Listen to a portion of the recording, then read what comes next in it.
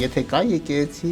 հետևաբար կա նաև առնչություն ընկերային կյանքեր, որովհետև եկեղեցին արդեն իսկ կազմված է ժողովրդից։ Եկեղեցին դա ժողովուրդն է, Քրիստոսի անունով հավաքված ժողովուրդը, որը ինչպես Պողոս Արաքյանն է ասում, խորհրդաբանորեն ներկայացնում է Քրիստոսի մարմինը։ Քրիստոնեությունը որպես գրոն բոլոր մեծ արժանինքներ ունի, նաև ոչ աշխարհիկ գրոն դառնալու։ Այսինքն քրիստոնեությունը կխոսի հոգևոր արժեքներու մասին, հավատացյալներուն համար այդ մեկը քիչ մը ծանր բեր է, որովհետև քրիստոնեությունը երկար ժամանակ է իվեր հաղթողի թերի մեջ չէ։ Իրաքի մեջ քրիստոնյաները բռնաթադվեցան, նույնը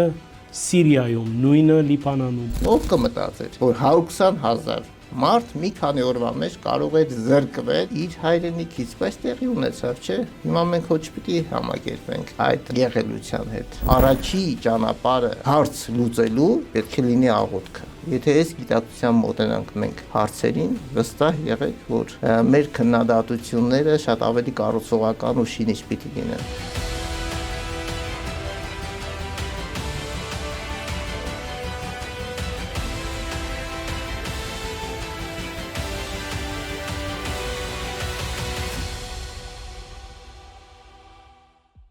Բարև ձեզ Արևելքի հարթակով անգերց զրույցը այսօր Մասյացոտնի թեմի առաջնորդ Գերաշնորհ Դերքևորգ եպիսկոպոս Սարոյանի հետ գիտեք այս շաբաթ ավակ շաբաթ է եւ մենք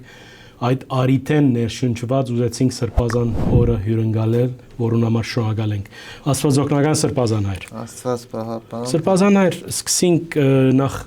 այսպես ծանոթացման հարցով Մասյացոտնի թեմը, որ մինչև հիմա մեզ համար նորություն էր։ Ինչ են ձեր գործառույթները եւ այս թեմի պատմությունը, թարմ պատմությունը կուզենք ներկայացնել մեր ակնթիրներով։ Մասյացոտնի թեմը պետք է ասել, որ հայ եկեղեցու վերջի շրջանին ստեղծված թեմերեն մեկն է, թերևս վերջի թեմն է, որ վեհապար հայրապետի կոնդակով հռչակվեց 2021 թվականի հունվարի 11-ին, ինքը թեման ընդգրկում է ողջ Արարատի մարզը, մինչև բաժանումը թեմը Արարատյան հայրապետական թեմի, կաթողիկոսական թեմի մաս էր կազմում։ Վեհապար հայրապետի տնօրինությամբ Արարատի մարզը բաժանվեց Երևանից եւ Երևանը իբրև մայրաքաղաք մնաց հայրապետական թեմ, Արարատյան հայրապետական թեմ անունով, իսկ Արարատի մարզը վերանվանվեց Մասյացոտնի թեմ։ Հիմա գանք այս Մասյացոտն բարին, այո, տեղանունին, որովհետև շատերը դժվարություն ունեն։ Մինչև հիմա մենք այդ խնդիրը բառը արտասանելու համար ես էլ ճիշտ ասած մտածել եմ, թե ինչպես օգնեմ հեշտությամբ արտասանեմ բառը, միշտ ասում հիշեք, տեսեք Արագածոտնի թեմ կա։ Այո, այդ մեկը շատ Մասյացոտնի թեմ, ուրեմն Մասյաց Մասիսների, այսինքն Մասիսի հոգնակի ձևն է, Մասիսների, Մասյաց եւ Ոտնը։ Այս երկու բառերից է կազմված Մասյացոտն, Մասիսների փեշին։ Պատմական այդ Մասյացոտն գավառի անունով է թեմը կոչվում։ Մասյացոտն գավառը գտնվում է Մասիսի փեշին, որը ներկապահից գիտեք, Թուրքիայի տարածքում է։ Այսինքն այս պատմական թեմի վերա գազմագերբումն է։ Այո, կարելի է այդպես բնորոշել, որ վերակազմակերպումն է եւ թեմը այդ պատմական մեր գավառի անունով անվանվել է Մասյացոտնի թեմ։ Ունենք 300,000-ից ավել բնակչություն, մանավանդ արցախցիների տեղահանությունից բռնի տեղահանությունից հետո թիվը աճեց, մեր թեմի տարածքում հանգրվանել են մոտ 20,000-ից ավել արցախահայեր։ Այդ իմաստով բնակչության թիվը 300,000-ից ավել է։ Չեմ կարող հստակ թիվ ասել, բայց 300-ից վստահաբար ավել է։ Ձեր գործունեության ձիրը Սրբազան հայր։ Մեր գործունեության ձիրը շատ տարբեր չի մեր մյուս եղբայրների թեմակալ, Հայաստանի թեմակալ, հատկապես առաջնորդների գործունեությունից, առաքելությունից։ Մենք հոգևոր կյանքի կազմակերպմանն ենք լծված, առաջնորդությանը մեր թեմից ներս։ որը ենթադրում է եկեղեցիների գործարկում, ծիսական կյանքի ապահովում, քարոզչություն, կրթադաստիարակչական աշխատանքներ, երիտասարդ տիկնաց միությունների գործունեություն, ընկերային օժանդակություն, միանշանակ այդ ամենը մտնում է մեր գործունեության մեջ։ Իհարկե ընկերային կյանքը եկեղեցու առաքելության կարևորագույն ասպեկտներից մեկն է։ Ընկերային եթե կա եկեղեցի, հետևաբար կա նաև առնչություն ընկերային կյանքի հետ, որովհետև եկեղեցին արդեն իսկ կազմված է ժողովրդից։ Ես միշտ կուզենամ, որ մեր զրույցի ընթացքում մենք ի նկատի ունենանք, երբ որ եկեղեցի բառը կօգտագործենք, ի նկատի ունենանք, որ չենք խոսում հովիվների ու առաջնորդների մասին միայն, որովհետև այս թույլ ըմբռնումը կա, եկեղեցի ասելով ոմանք նկատի են ունենում անգամ անհատ հոգևորականների, ոչ, եկեղեցին դա ժողովուրդն է, Քրիստոսի անունով հավաքված ժողովուրդը, որը ինչպես Պողոս Արաքյանն է ասում, խորհրդաբանորեն ներկայացնում է Քրիստոսի մարմինը, այսինքն եկեղեցի ասելով պիտի նկատի ունենանք հայ ժողովրդին, այո։ Այնտեղ գեղեցիկ խոսքը կա, չէ՞, գսեն եկեղեցին Քրիստոսի հարսն է, այդպիսի ծրագիր։ Սրբազան այս հարցում ընդրեցի հատկապես, որ դուք նաև բարձր ուսման դեր եք քրիստոնեական ծեր ոլորտի մեջ, այսօր նաև պետք է դիտարկել, թե ինչ դժվարություններով առջև է քրիստոնյա աշխարհը, որոնց մեկ փոքր, բայց արժեքավոր իկոնան է հայ եկեղեցին իր դարբեր երանգներով, դարբեր գույներով, ինչ են մեր առջև տրված մարտահրավերները։ Եվ մեր առջև ողջ քրիստոնյա աշխարհի առջև բազում մարտահրավերներ կան, հիմնականներից մեկը այսօր պատերազմներն են։ Մենք գիտենք, որ աշխարհի կարգը խախտվել է պատերազմներով, որքան որ հիշում եմ, աշխարհի վրա այսօր գոյություն ունի 69-ից ավելի պատերազմական կոնֆլիկտ, որում ներգրավված են 90-ից ավելի երկրներ։ Դուք տեսնում եք, որ այս պատերազմների արդյունքում ազգերի ու ժողովուրդների իրավունքներն են ոտնահարվում եւ դրա լավագույն վկայությունը պետք է ասեմ, որ վերջի շրջանում մեր ազգի հետ տեղի ունեցած ցավալի դեպքն է արցախցիների հանդեպ Ադրբեջանի պետության կողմից իրականացված տեղահանումը, էթնիկ զտումը, տեղահանում պատմական հայրենիքից իրենց։ Այսինքն մեր ժողովուրդը գոնե այդ պատերազմական կոդի մեջ է, եւ Հայաստանը եւ Սփյուռքը, այո, դրա միջով է ասում։ Մեծագույն մարտահրավերներից իհարկե չէ դադրած, որովհետեւ այնտեղ հարցեր կան, չէ, այս տեղահանված ժողովուրդը իր հարցերը ունի, նրա իրավունքների հարցերը կան։ Մենք էլ չենք կարող, չէ, հեշտորեն համակերպվել այդ ամենի հետ։ Ով կմտածեր, որ 21-րդ դարում 120,000 ժողովուրդ քրիստոնյա աշխարհի կամ քաղաքակիրթ աշխարհի, այսպես ասենք, որ ադամանդը քրիստոնեական, այո, հա, ժողովուրդ, որ պատմականորեն ապրել, արարել է հազարամյակներով, այո, նաև իր հավատքով է վկայել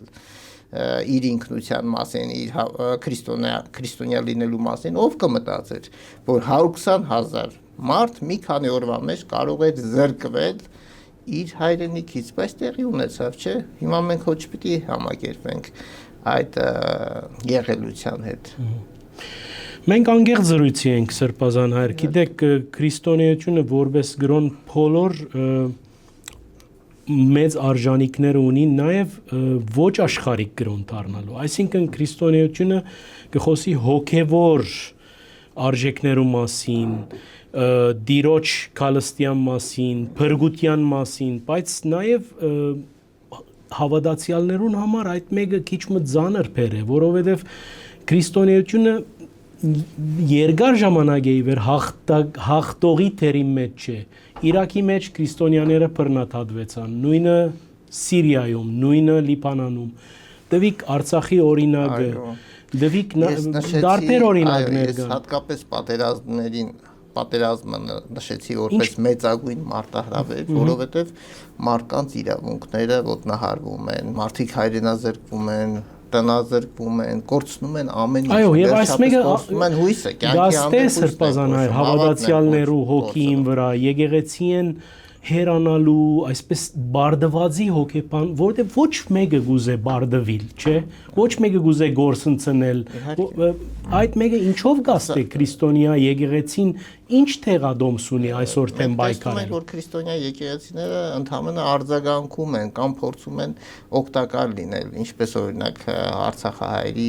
դեպքում եղավ, եկեղեցիներ կան, որոնք արձագանքեցին իրականությանը, հայտարարություններ արեցին, դիրքորոշումներ հայտնեցին կամ ինչ որ ձևով փորձեցին օգտակար լինել այդ ժողովրդին, սակայն պիտի ասեմ, որ եկեղեցիները չեն որոշում աշխարհի ճակատագիրը կամ մարդու իրավունքների հարցը, սա մարդու իրավունքների հարց է, մարդու ազգերի ժողովուրդների հիմնարար իրավունքների հարց է,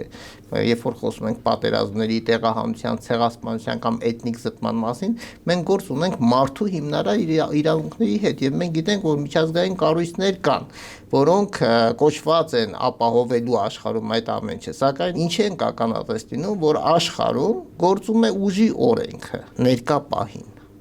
աշխարհում ուժի օրենքն է որոշում։ Այսին ուժն է քերազոր։ Այո, ներկա պահին այդպես է, աշխարհում ուժի օրենքով է որոշվում,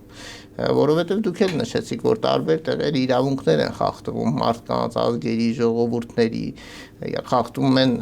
հիմնարար իրավունքները, թող նաև կրոնական իրավունքներ են խախտվում։ Աշխարհը պետք է ասել, որ այո, մեծ խառնաշփոթի մեջ է։ Եվ այդ կառույցները, որ պիտի միջամտեն, պիտի կասեցնեն, պիտի կանգնեցնեն, չեն հաջողում իրենց առաքելության մեջ։ Չէ՞ որ ես նշեցի, որ 120,000 մարդ իր պատմական հայրենիքից արտագաղթեց բռնի ուժի ճնշման ներքո Ադրբեջանի կողմից իրականացված։ Այդ բոլորը գխոցեն մեր եկեղեցին սրբազաններ, գթուլացնեն եկեղեցու։ Ես մեր զրույցի ժամանակ նշեցի, որ եկեղեցին դա հայ ազգն է։ Եկեղեցի ասում է, դուք եւ ես չենք, բոլորս ենք։ Այո, ես եւ դուք ենք եւ բոլորն ենք։ Բոլոր քրիստոնյաները մեր եկեղեցու մաս են կազմում։ Իհարկե մեզ կխոցեն, խորապես կխոցեն, ամբողջ հայությանը կխոցեն, թե Հայաստան եւ թե իսփյուռս աշխարհի։ Իհարկե կխոցեն։ Մեր ազգի մի մասի իրավունքները ոտնահարվել են, ինչպես չխոցվել։ Բոլոր տեսակի իրավունքներ եւ մենք կարդում ենք ամեն օր, թե այս գյուղը քանդեցին, այն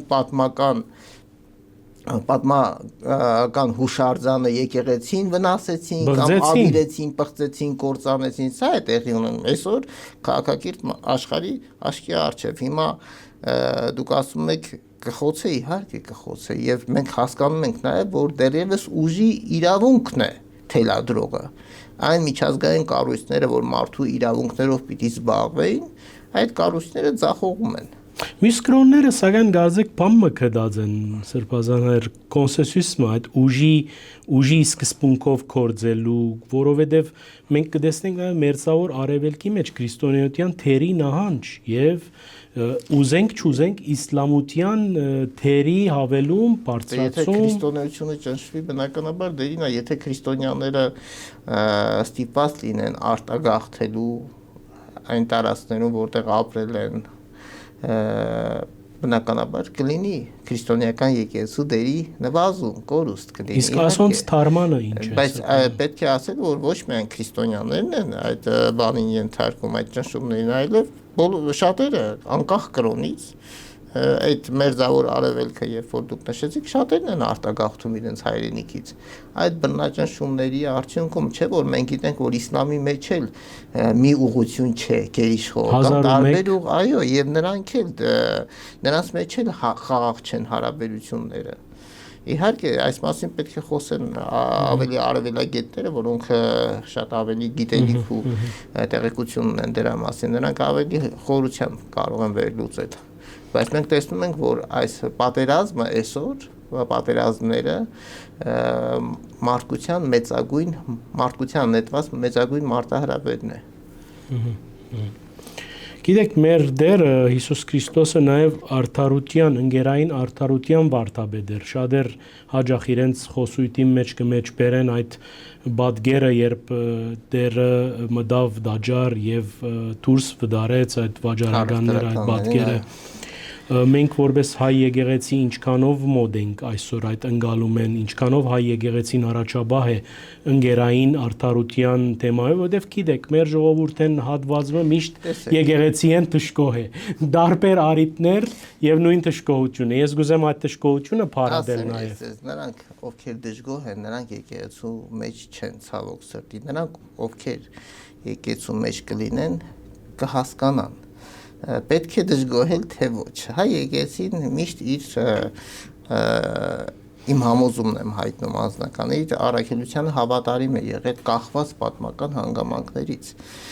Ու մենք գիտենք, թե ինչ փորձությունների միջով է անցել մեր եկեղեցին։ Եկեղեցի ասելով նկատի ունեմ եւ կառույցի եւ ժողովրդին, ովքեր որ այդ եկեղեցու մաս են եղել։ Գիտեք, կարելի է միշտ էլ գտնել պատճառներ դժգոհելու համար, սակայն իբրև քրիստոնյա մենք պետք է հարց տանք մեզ. ինչ ենք անում, որ ավելի լավ լինի։ Չէ՞ որ յուրաքանչյուր քրիստոնյա է, ոչ միայն իմ կամ մյուս հովիվների, իմ ու հովիվների խնդիրը չէ միայն, որպեսզի բոլորը գոհ լինեն։ Յուրաքանչյուր քրիստոնյայի խնդիրն է, որպեսզի եկեղեցին լիարժեք կերպով իր առաքելությունը իրականացնի։ Եկեղեցին ձգտում է լիարժեք հնարավորինս լիարժեք, բայց մենք հասկանում ենք, որ մենք խնդիրներ ունենք, օրինակ հոգևորականների թվի պակաս ունենք,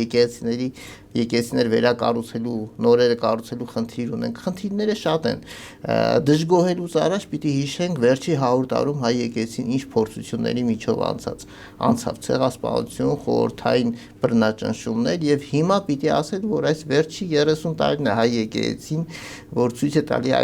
որ հոգևոր վերարտունության հնարավորություն է ստացել ու պիտի ասեմ, որ այդ վերարտունությունը օրեցօր ավելանում է։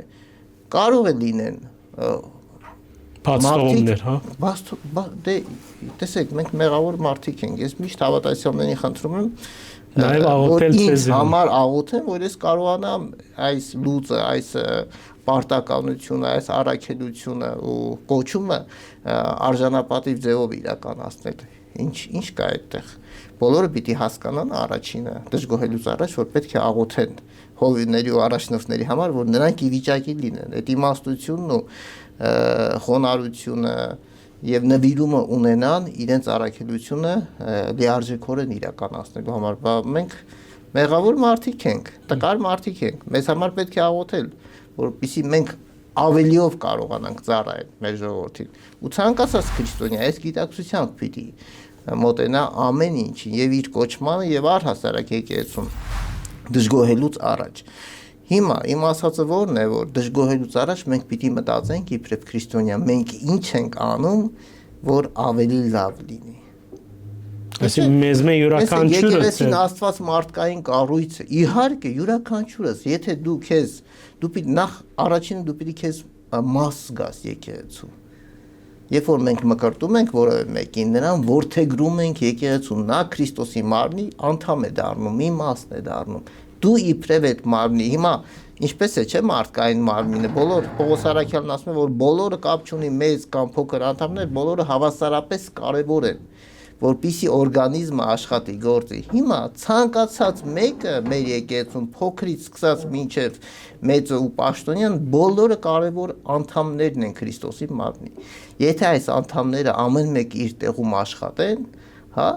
այն ժամանակ բոլորը երջանիկ պիտի լինեն եկեղեցու գործով առաքելության, բայց պետք է միևնույն ժամանակ հիշել, որ եկեղեցին ինքը Աստված մարդկային կառույց է,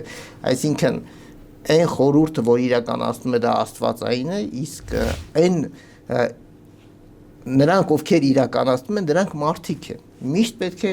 սա իմտի ունենալ եւ այդ իրականացնողների համար աղոթել, որովհետեւ փորձությունը միայն աշխարհիկ մարդկանց համար չի, փորձությունները բոլորիս համար։ Քրիստոնյա բար մտածողը միշտ պիտի կառուցողական լինի։ Առաջի ճանապարհը հարց լուծելու պետք է լինի աղոթքը։ Եթե այս գիտակցությամբ մոտենանք մենք հարցերին, վստահ եղեք, որ մեր քննադատությունները շատ ավելի կառուցողական ու շինիչ պիտի լինեն։ Նաև այդ դխուր քննադատողներեն շատեր, որովհետև ինչպես դուք նշեցիք, անոնք որ հերույ են եկեղեցի են, հաջող այսպես գլսենք թե մեր ժողովրդին եւ եկեղեցու միջև վիհ մը գա եւ բացություն մը գա ինչքանով ճիշտ է հատի դարվում այո ասեմ կներեք ասին որտեվ ասի խոսույթ մնե որ հաջող կլսի սիրո Սաքո ջան ես սիրո պատասխանեմ այդ հարցին ուրեմն եթե երկու դեպքում կլսենք այդպիսի խոսույթ մեկը որ չեն տիրապետում իրականությանը, իրենք եկեղեցուց այդքան տեղյակ չեն, ոչ կարդացել են, գիտեն ինչ է եկեղեցին իրենից ներկայացնում, ոչ ժառանգությանն են տիրապետում, ոչ էլ ակտիվ մասնակցում են եկեղեցու կյանքից, մի դեպքում դրանք կլինեն քննադատողները, մյուս դեպքում կլինեն մարդիկ, ովքեր ես չեմ վարանի ասել, որ հատուկ նպատակաուղղված պիտի քննադատեն, որովհետև կամ շահ ունեն մեջը, կամ ցանկանում են ազգի ներսում իր սրբությունների, իր խորհրդանիշերի, կարևոր կառույցների հանդեպ չարություն, ատելություն սերմանել։ Այսպիսի մարդիկ էլ կան, մենք գիտենք, հոգան մեր իրականության մեջ կան մարդիկ, կան կառույցներ, որոնք տարիներ շարունակ փորձել են այսպես անվստահություն, չարություն, թշնամանք, ատելություն, ել չեմ ասում աղանդավորների մասին, որոնք բարարդ հող ունեն։ Այո։ Հա ու մենք հասկանում ենք, որ դրանք միայն մոլորվածներ չեն։ Հասկանում ենք, որ կա մեջտեղը շահ կա նաև։ Երբ որ հետևողականորեն քննադատում են հայ ում են քննադատում հայ ժողովրդի ես նշեցի չէ որ հայ եկեղեցին դա հայ ժողովուրդն է հայ ժողովրդի մի մեծ զանգված են քննադատում որ հավատում են Քրիստոսին եւ արմատներ ունեցող իհարկե քննադատում են որ հայ ժողովրդի մեծամասնությունը Քրիստոսին է հավատում ինչ կա այդտեղ քննադատելու այսինքն քննադատում են հայ ժողովրդի այն մեծ զանգվածին որ այն համոզում ունի որ եկեղեցին կարևոր է ազգապահպանության ազգային ինքնության գործում ազգային ինքնության պահպանության գործում դրա համար են քննադատում հա քննադատում են մեր սփյուռքը չէ որ մենք գիտենք սփյուռքում հային հայ պահողը առաջինը եկեղեցին է ինչն են քննադատում իհարկե ինչն են քննադատում եւ ինչի համար պետք է գիտեք պետք է իրենք այդ քաջությունը ունենան կամ հրաժարվելու պետք է կամ գիտակցում են կամ չեմ ուզում ասեմ չեն գիտակցում նրանք ովքեր միտումնավոր են անում նրանք գիտակցում են բայց թե ինչ են կուրացել չգիտեմ այդ արդեն այլ հարց է հավանաբար պատճառը մեկն է որ շահն է կուրացրել դա է որ պատրաստ են այդ կարմիր գծերը անցնելու Սրբազան ցավալիորեն այսօր մենք կնկատենք որ բեդություն եւ եկեղեցի հարաբերությունները հայ ժողովրդի ակնկալածը չեն ինչ պատճառներով որոնց թվարկումը գրնանք երկար ժամերով խոսիլ սակայն մեզի համար նաև մեր ագնտիրներուն համար կուզենք իմանալ ցեզմե ճուրը աղբյուրեն խմել այսօր ինչ հունի մեջ է այդ լարումը գարձեք թե ծեվափոխվեցավ հանդարտեցավ գա նոր էջ բանալու այսպես երկուստեք փապակը որտեվ դարբեր փուլերում մենք նկատեցինք որ այսօր գարձեք քիչը մեղմացած է անցյալի մի քանի ամիս առաջ այդ լարվածության օջախները դերևս նոսրացած են սակայն ինչ գտի դարգեք դուք ինչպես գտի դարգեք Սաքո ջան այսպես համառոտ ասեմ անկեղծ կասեմ իհարկե եւ քանի որ մենք ավակ շաբաթվա շրջանի մեջ ենք գտնվում ես չի ուզենա այնպեսի մի բան ասել որ որևէ կողմ կմտածեր մյուսի օգտին խոսեց բայց կասեմ հստակ որ իր բոլոր անհամաձայնությունները եկեղեցին այս տարիների ընթացքում հայտնել է պաշտոնապես ես եկեղեցի ասելով նկատի չունեմ որոշ անհատ հոգեվորականների քաղաքական հայտարարությունները ես մայր աթոռը նկատի ունեմ մայր աթոռը հաղորդակցություն այո հայտարարությամբ հաղորդակցությամբ պատշաճ ձևով եւ պատշաճ լեզվով իր բոլոր անհամաձայնությունները հայտնել է Եվ դուք գիտեք, այո, թաքցնելու բան չկա, որ սառը հարաբերություններ էին, չենք սպասի երբևէ բաներ եղան, որ չենք սպասի երբևէ, որ իշխանավորներ կարող են անցնել կարմիր գծեր եւ այդպիսի անպատշաճ քննադատություններ թույլ տալ եկեղեցու հասցեին։ Շատ անհասկանալի էր այդ ամեն ինչը, այսինքն ինչի պիտի, չգիտեմ, երկրի ղեկավար մարմնի անդամը քննադատի մոմի պատճառքը։ Բացատրություն չունեմ։ Իսկ գուցե սրբազաններ այդ բոլորը եկան, այսինքն մենք ինչ ենք քննադատում, չէ՞ որ վերջի վերջո այդ սովորույթը մենակ հայ եկեղեցում չկա, ամբողջ քրիստոնյա աշխարհին հատուկ սովորույթ է մոմ վառելը, գալիս է դարերի խորքից։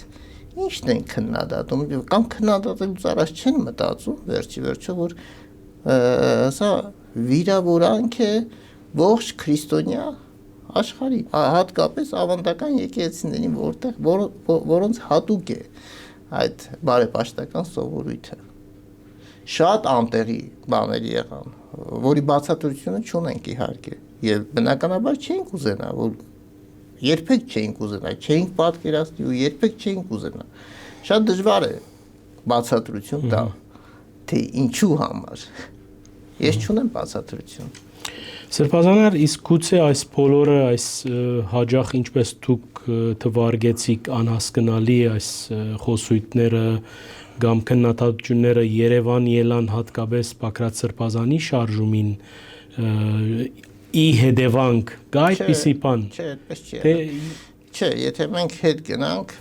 Բագրատ Սրբազանի շարժումը դա եկեցու հետ կապ չունի, դա ինչպես Սրբազաներ։ Սկզբից տեսեք, եթե դուք հետևողական լինեք, այն ինչ որ վերաբերում էր սահմանագծմանն ու սահմանազատմանը, դա կապ ուներ։ Մայրաթորը հայտարարություն արել էր դրա հետ կապված։ Բայց հետո Բագրատ Սրբազանը փոխեց օրակարգը։ Այդ պահից սկսած դա կապ չուներ հայ եկեղեցու։ Արդեն այդտեղ խզում կար։ Այո, իհարկե խզում կար։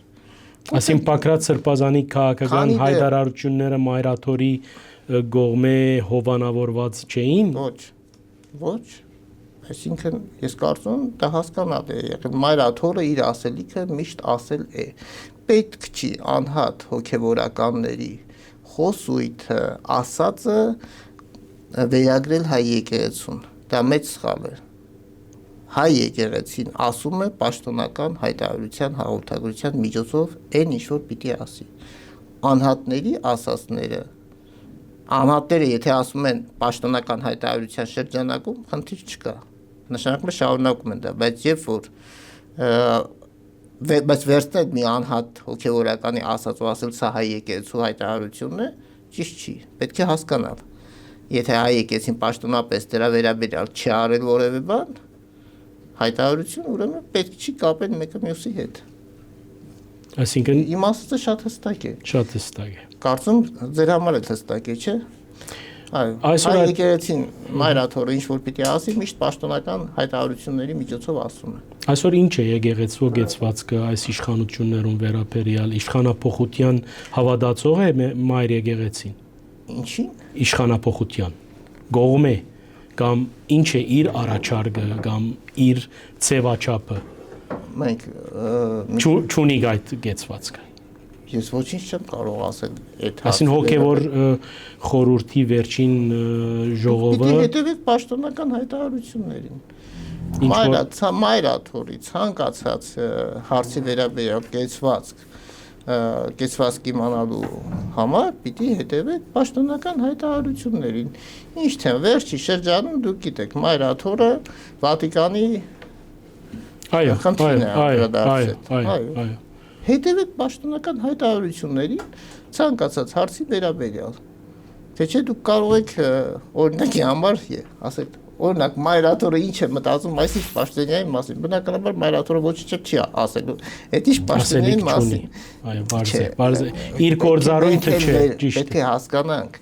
Արդյոք ճիշտ է ամեն հարցի վերաբերյալ Մայրաթորին ասել գեցվածք ակնկալել։ Անդադ նույն հարցի վերաբերյալ ասել ձեր կեցվածքը ինչ է, ինչպես եք մտածում, հետևեք Մայրաթորի պաշտոնական հայտարարություններին, ցանկացած հարցի վերաբերյալ հայտարարությունների մեջ կա։ Ըստ այնը կարող եք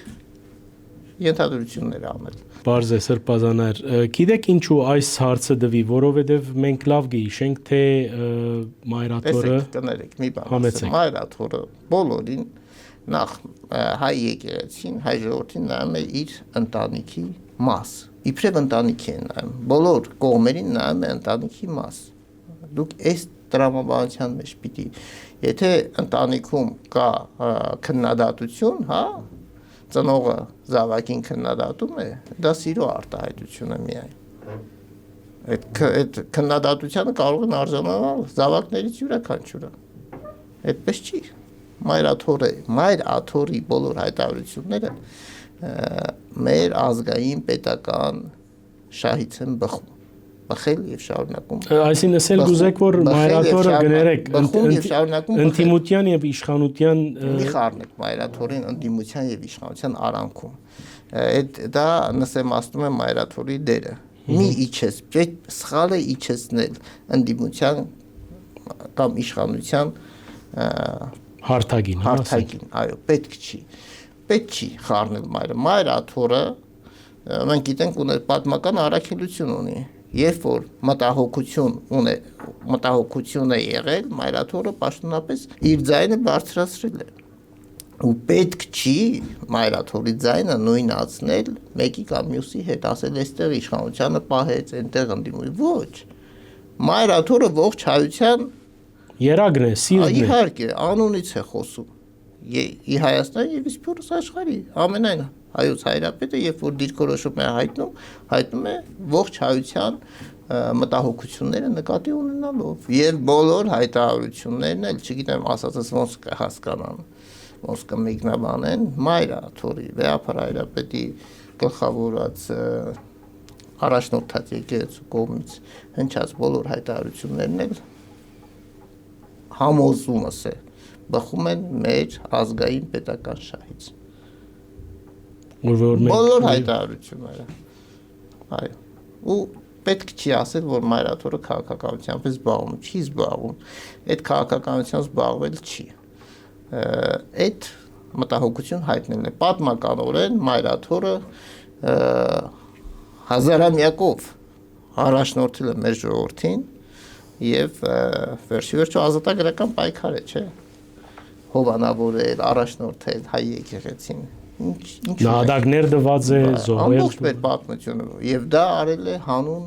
մեր ժողովրդի գոյատևման, հանուն մեր պետականության, վաղվա թեկուզ, եթե անգամ չենք ունեցել անկախություն, վաղվա պետականության կայացման։ Այդ ամենը, որպեսզի հայ ինքնությունը չկորչի, հայ մոտ պետականության զգացումը երբեք չտկարանա, եթե անգամ չունի։ Այս է Մայրաթորի մտայնությունը միշտ եղել եւ այսօր էլ։ Բոլոր ժամանակներում դա է լինելու, որ հայը իր գոյությունը իր պատմական հայրենիքում շարունակի ու երբեք չհրաժարվի իր իրավունքներից ու իր տեսլականից։ Սա է պետք չի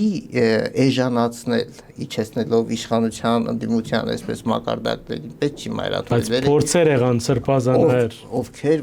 Ովքեր անհատներին չնույնացնեք Մայրաթորի հետ։ Որևէ անհատի հայտարարություն, չգիտեմ, կլինի